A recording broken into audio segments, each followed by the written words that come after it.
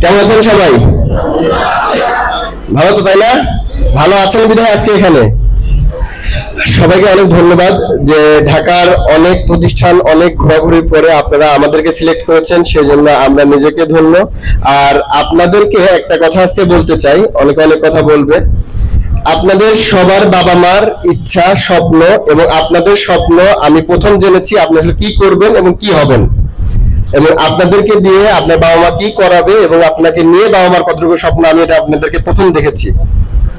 আমি চাইবো একটা জিনিস, যে আপনাদেরকে নিয়ে যে বাবা মা স্বপ্নটা দেখতেছে, সেই স্বপ্নটা যেন সবার পূরণ হয়।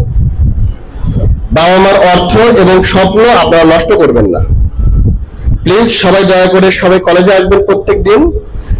পড়া পারেন, পড়া বোঝেন, পড়া না পারেন এটা টিচাররা আপনাদেরকে সহযোগিতা করবে, কিন্তু ক্লাসে অবধি আসা পর্যন্ত দায়িত্ব আপনার।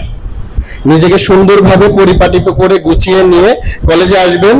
যে কোনো সমস্যা আমার সঙ্গে শেয়ার করবেন, টিচার আছে টিচারদের সঙ্গে শেয়ার করবেন। ঢাকাতে যখন এসেছেন, অর্থাৎ যারা হোস্টেলে থাকবেন, মেসে থাকবেন, তারা বাবা ভাই বোন যেটাই মনে করেন, আমরাই আপনাদের বাবা মা, আমরাই আপনাদের ভাই বোন।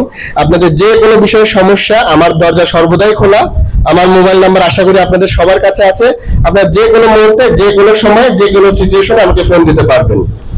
আর আরেকটা বিষয় আপনাদেরকে বলে দেই, আজকে একটা জিনিস খুব ভালো লাগলো, আপনাদেরকে একবার ফুল তুলতে বলেছিলাম। তো এই ফুল নিয়ে আজকে কলেজে ঢুকেছেন।